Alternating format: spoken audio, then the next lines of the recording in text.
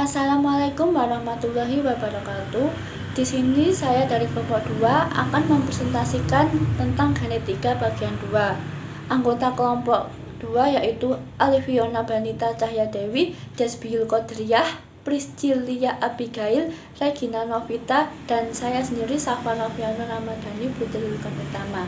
Di bagian genetika bagian 2 terdapat pembahasan-pembahasan yang harus dibahas. Yang pertama yaitu pembelahan sel, mitosis dan meiosis. Yang kedua ada replikasi DNA. Yang ketiga ada sintesis protein, transkripsi dan translasi. Di sini saya akan menjelaskan tentang pembelahan sel mitosis. Mitosis adalah peristiwa pembelahan sel yang terjadi pada sel-sel somatik atau sangat aktif pada jaringan meristem yang menghasilkan dua sel anakan memiliki genotip yang sama dan identik dengan sel induknya.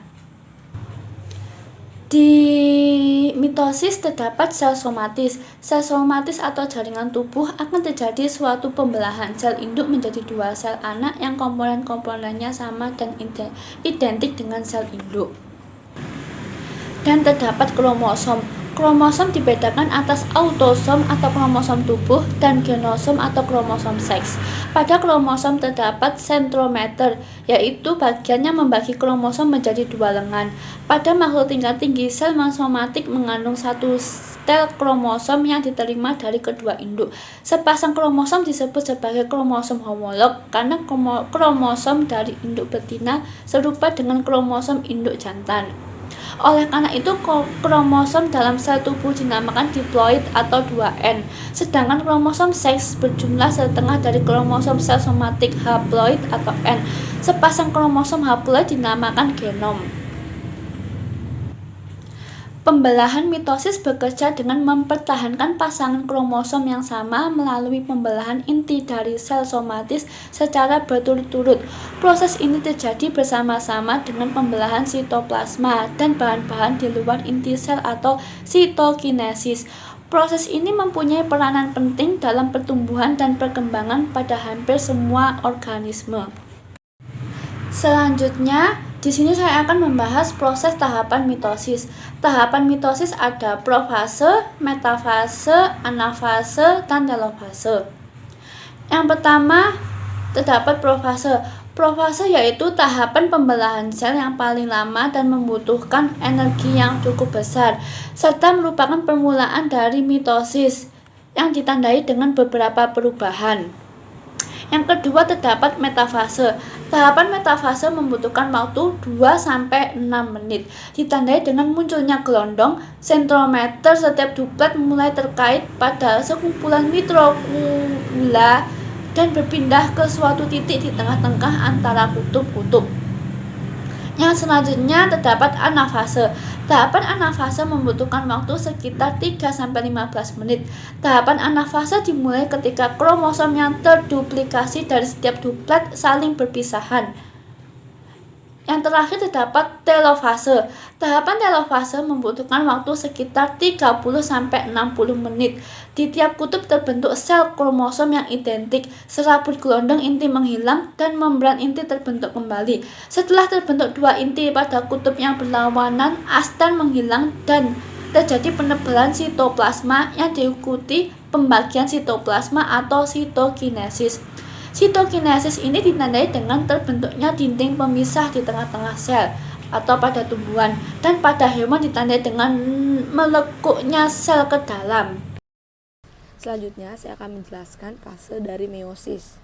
Bisa kita lihat di bagian yang sudah ada, fase meiosis diawali interfase dan fase meiosis itu sendiri. Nah, interfase ini kan berada di luar meiosis ya, fase meiosis. Nah, mengapa seperti itu? Karena meiosis ini kan terjadi pada multiseluler, artinya salah satu cirinya adalah eukariotik. Nah, pada pembelahan sel multiseluler itu terjadi dua tahap, yaitu interfase dan fase mitotik. Nah, fase interfase ini adalah di mana sel itu melakukan persiapan atau istirahat, sedangkan fase mitotik itu terbagi menjadi dua, yaitu mitosis yang sudah dijelaskan sebelumnya dan meiosis. Nah, bisa dilihat ya, di sini ada gambaran sel ya. Seperti biasa, sel terdapat nukleus, nukleolus, sentrosom, membran sel, kromosom, membran nukleus, dan sitoplasma. Selanjutnya ada fase profase 1. Nah, pada fase profase 1 ini itu terdapat 5 tahap ya. Yang pertama adalah laptoten. Nah, cirinya adalah dia terbentuk benang halus dan terdapat nukleus. Nah, kemudian selanjutnya yaitu zigoten. Nah, benang-benang halus tadi tuh sudah mulai menebal di zigoten. Kemudian lanjut ke pakiten. Pakiten, benang-benang halus yang sudah menebal tadi disebut dengan benang kromatin, membentuk tetrat ya. Kemudian ada diploten, yaitu tetrat tadi kemudian melilit ya, saling melilit. Dan yang terakhir dari fase profase 1 itu ada diakinesis, yaitu nukleus melebur. Proses setelah profase 1 disebut dengan metafase 1. Pada metafase 1, kromosom homolog mulai tersusun rapi di bidang ekuator. Bidang ekuator itu adalah bidang yang tepat di tengah-tengah, disebut juga dengan bidang pembelahan. Dalam metafase 1, kromosom tersusun di atas lempeng metafase. Selain itu, serat spindle fiber tadi menempel pada 2 sentromer di masing-masing kromosom homolog. Proses selanjutnya bernama anafase 1. Pada anafase 1, kromosom homolog akan bergerak menuju kutub yang berlawanan akibat tarikan dari benang gelondong atau spindle fiber tadi. Selain itu juga akan terjadi reduksi kromosom. Proses selanjutnya setelah anafase 1 adalah telofase 1. Pada telofase 1, membran inti mulai terbentuk kembali dan terjadi yang disebut dengan sitokinesis. Sitokinesis merupakan kondisi ketika sitoplasma dari satu eukariotik sel membelah menjadi 2 sel anak. Ingat ya, pada telofase 1 selnya membelah dengan kromosom haploid. Ingat haploid. Pada tahap profase 2 ini, jadi mulai masuk di profase 2 itu adalah pembelahan meiosis yang kedua. Pada tahap profase 2 ini, sentrosom membelah menjadi 2 sentriol yang akan bergerak ke kutub sel yang berlawanan. Kemudian, kromosom akan mulai memendek dan menebal serta membran inti sel mulai menghilang. Akan tetapi, pada tahap ini pula mulai terbentuk benang-benang spindle atau spindle fiber. Benang-benang spindle atau spindle fiber ini adalah bagian kromosom yang berfungsi menggerakkan kromosom pada saat sel mulai membelah. Pada selanjutnya ada fase metafase 2. Pada fase metafase 2 ini kromosom mulai tersusun rapi di bidang ekuator ya. Sama seperti metafase 1, mulai tersusun benang-benang spindle yang salah satu ujungnya melekat pada sentromer, sedangkan ujung lainnya melekat pada kutub pembelahan yang arahnya berlawanan. Proses selanjutnya bernama anafase 2. Pada fase anafase 2 ini terjadi pemisahan kromatid dengan cara ditarik menuju kutub yang berlawanan. Ini sama seperti anafase 1 tadi ya. Kemudian kromatid yang sudah dipisah ini resmi disebut sebagai kromosom. Sekarang sudah sampai di tahap yang terakhir, ini adalah tahap telofase 2. Pada telofase 2, benang-benang spindle menghilang dan membran inti mulai terlihat. Pada fase ini juga terjadi proses yang namanya sitokinesis atau pembelahan sitoplasma. Ketika sudah terjadi tahap yang terakhir, artinya ada hasilnya dong. Nah, hasilnya adalah 4 sel anak. Ya, ingat 4 bukan 2. Selanjutnya saya akan menjelaskan perbedaan mitosis dan meiosis. Dilihat dari aspek perbedaannya, yaitu tempat berlangsungnya pembelahan. Mitosis terjadi di sel somatik, sedangkan meiosis terjadi di sel kelamin. Yang kedua, tujuan pembelahan. Mitosis tujuannya yaitu pertumbuhan serta pergantian sel rusak atau mati, sedangkan meiosis itu pembentukan gamet. Yang ketiga, ada kandungan genetik pada sel-sel anak. Mitosis sama dengan sel induk, sedangkan meiosis berbeda dengan sel induk. Yang keempat, jumlah sel anak. Mitosis 4 sel dan meiosis 2 sel. Yang kelima, jumlah pembelahan. Mitosis sekali dan meiosis 2 kali. Yang keenam, jumlah kromosom pada sel anak. Mitosis sama dengan sel induk atau diploid, sedangkan meiosis setengah dari sel induk atau haploid. Dan yang terakhir, pindah silang atau crossing over. Mitosis tidak terjadi, sedangkan meiosis terjadi pada akhir profase 1. Selanjutnya akan dijelaskan oleh teman saya. Selanjutnya, saya, Priscilla Abigail Jocelyn Penego, akan menjelaskan tentang pengertian replikasi DNA. Jadi, replikasi DNA ini adalah proses penggandaan rantai ganda DNA. Pada sel, replikasi DNA terjadi sebelum pembelahan sel. Prokariota terus-menerus melakukan replikasi DNA. Dan pada eukariota, waktu terjadinya replikasi DNA sangatlah diatur, yaitu pada fase S siklus sel, sebelum mitosis atau sebelum meiosis 1. Penggandaan tersebut memanfaatkan enzim DNA polimerase yang membantu pembentukan ikatan antara nukleotida penyusun polimer DNA. Proses replikasi DNA dapat pula dilakukan in vitro dalam proses yang disebut reaksi berantai polimerase atau PCR. Dan bisa kita lihat di atas ini, ada 3 model dari replikasi DNA. Untuk model yang pertama dinamakan model konservatif. Model ini merupakan 2 rantai DNA lama tetap tidak berubah, berfungsi sebagai cetakan untuk 2 rantai DNA baru. Replikasi ini mempertahankan molekul dari DNA lama dan membuat molekul DNA baru. Untuk model yang kedua dinamakan model semi-konservatif.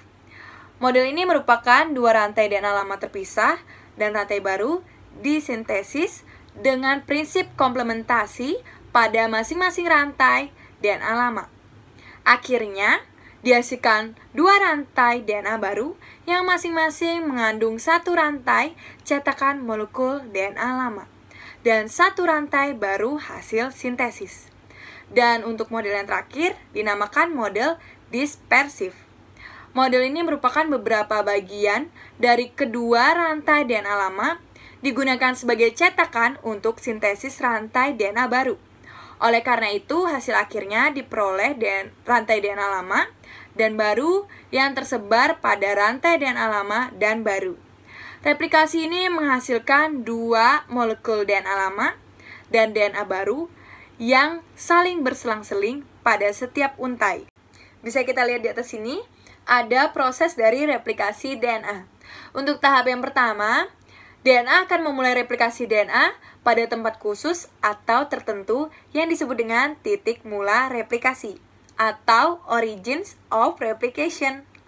Pada sel prokariotik, biasanya origins of replication ini hanya terdapat 1 titik pada setiap DNA yang direplikasi. Tetapi pada kebanyakan sel eukariotik, origin of replication memiliki beberapa titik yang bisa mencapai beberapa ratus titik dengan tujuan untuk mempercepat proses replikasi. Mula-mula, enzim helikase membuka untai DNA menjadi 2 bagian yang dimulai dari origin of replication. Pembukaan ini berlangsung terus-menerus sampai proses replikasi selesai dari arah 5 menuju ke 3. Dan tahap kedua, sebuah protein pengikat yang dinamakan dengan single strand binding protein mengikat bagian DNA yang terpisah untuk menstabilkan untai DNA yang sudah terpisah tersebut.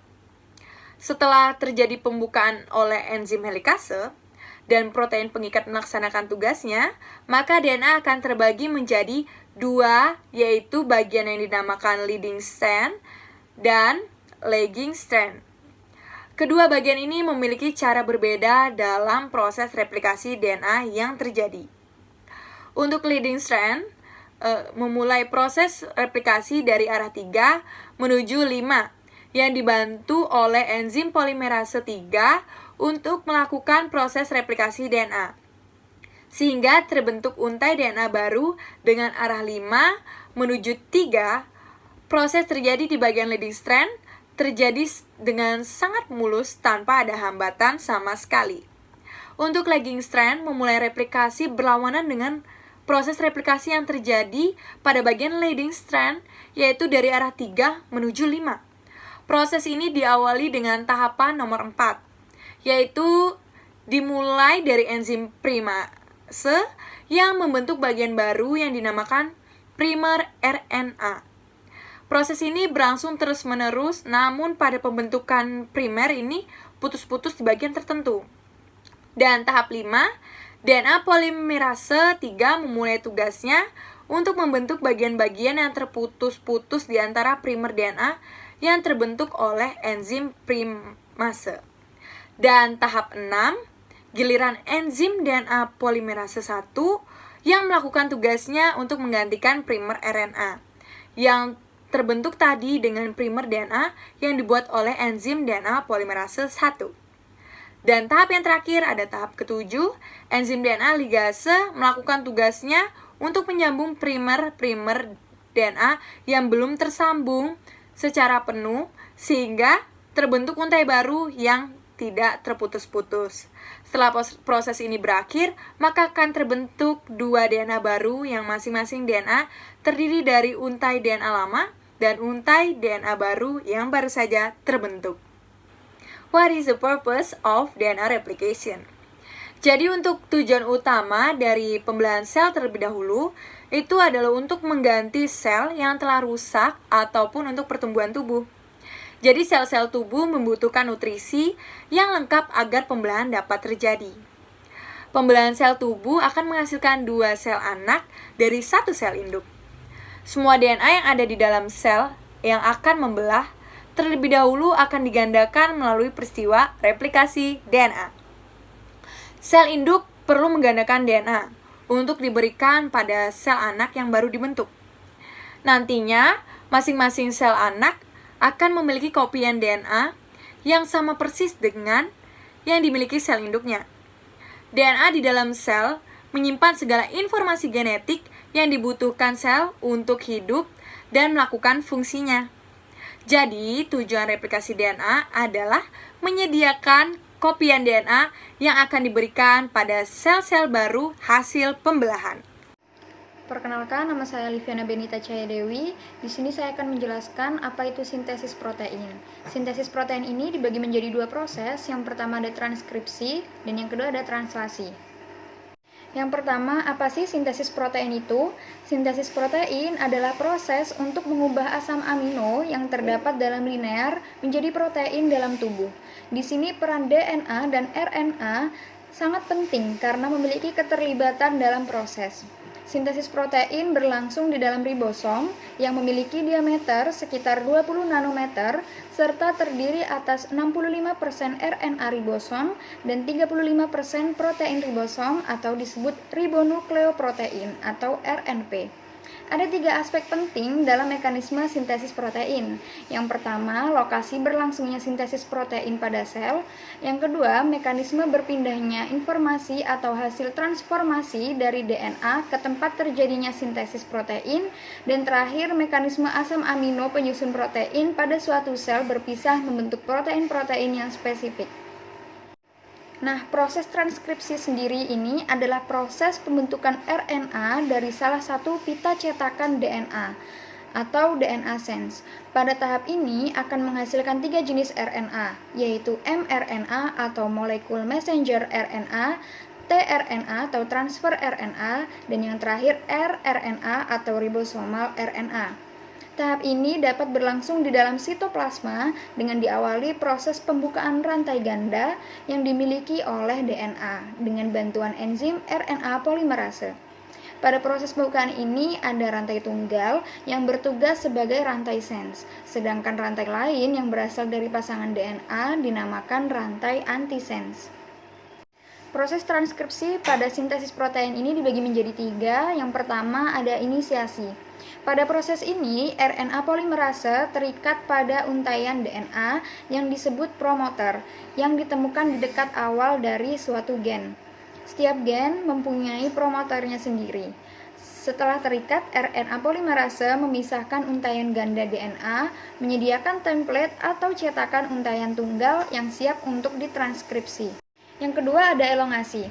Satu untaian DNA, untaian cetakan, bertindak sebagai cetakan untuk digunakan oleh enzim RNA polimerase. Sambil membaca cetakan ini, RNA polimerase membentuk molekul RNA keluar dari nukleotida, membuat sebuah rantai yang tumbuh dari 5 inch ke 3 inch. RNA ditranskripsi membawa informasi yang sama dari untaian DNA non-template atau coding. Yang terakhir ada terminase. Urutan ini memberikan sinyal bahwa transkripsi RNA telah selesai. Setelah ditranskripsi, RNA polimerase melepaskan hasil transkripsi RNA. Baik, saya Dazul Qaderia akan menyampaikan materi selanjutnya yaitu tentang translasi. Translasi pada sintesis protein mengacu pada fase perakitan protein dalam sel di mana RNA diterjemahkan untuk menghasilkan rantai asam amino. Translasi adalah tahap kedua dari produksi protein setelah transkripsi. Pengkodean DNA menjadi petunjuk untuk perakitan protein dalam bentuk mRNA. Selain itu, translasi DNA dapat diartikan sebagai proses penggabungan antar asam amino atau polipeptida ke dalam bentuk rantai asam amino untuk kemudian dilipat menjadi protein. Translasi DNA dilakukan dalam sel sitoplasma dengan disutradarai oleh mRNA. Tahapan modifikasi mRNA adalah dengan menghilangkan bagian yang tidak diinginkan dari molekul serta melindungi ujung molekul RNA untuk digabungkan dengan molekul lain. Translasi DNA dilakukan dengan tujuan untuk menghasilkan molekul dengan memiliki sifat yang diinginkan oleh pembuatnya. Tahapan-tahapan dalam proses translasi yang pertama yaitu aktivasi, lalu inisiasi, kemudian tahap elongasi, dan selanjutnya masuk pada tahap terakhir yaitu tahap terminasi. Untuk yang pertama, tahapan aktivasi. Tahapan aktivasi adalah pasang urutan asam amino dengan kodon mRNA yang sesuai hingga melalui ikatan kimia dalam proses yang tepat. Lalu yang kedua ada tahap inisiasi. Tahapan inisiasi adalah tahapan di mana molekul mRNA melakukan pengikatan dengan ribosom pada situs tertentu. Pengikatan ini terjadi setelah mRNA telah melalui tahapan modifikasi molekul. Dalam tahapan ini, banyak memanfaatkan molekul tRNA sebagai penerjemahan dan mengenali urutan kodon yang sesuai pada molekul mRNA. Tahapan pembentukan ikatan yang menghubungkan asam amino dari tRNA di situs B dengan asam amino dari tRNA terikat pada situs A. Pada tahapan ini, kodon pertama mRNA bertemu dengan ribosom, yaitu AUG. Lalu, tahapan selanjutnya yaitu elongasi atau tahap pemindahan lokasi, yakni molekul tRNA yang berada pada situs B akan dilepaskan dari situsnya. Setelah pelepasan molekul ini, maka menyebabkan molekul tRNA pada situs A akan berpindah lokasi ke situs B. Dari ribosom tersebut mengganti molekul yang dilepaskan. Pemindahan molekul tRNA ini menyebabkan terjadinya kekosongan pada situs A. Oleh karena itu, tRNA kembali melakukan penerjemahan atau pengenalan terhadap molekul tRNA lain yang cocok untuk bisa menempati situs A. Proses ini merupakan sebuah pola yang terus berlangsung di mana molekul tRNA dilepaskan dari tRNA kompleks, kemudian molekul tRNA mengikat molekul baru hingga membentuk rantai asam amino. Lalu tahapan selanjutnya atau yang terakhir adalah tahap terminasi, yaitu pertumbuhan berkelanjutan dalam proses bentukan rantai protein tersebut. Rantai molekul yang baru akan terbentuk dengan memiliki sifat yang berbeda dari awalnya, karena terus mengalami modifikasi menjadi sifat yang sesuai dengan harapan awal pembuatannya. Pada proses ini, berakhirnya translasi ditandai dengan salah satu codon stop bertemu dengan ribosom. Codon stop ada 3, yaitu UAA, UAG, dan UGA.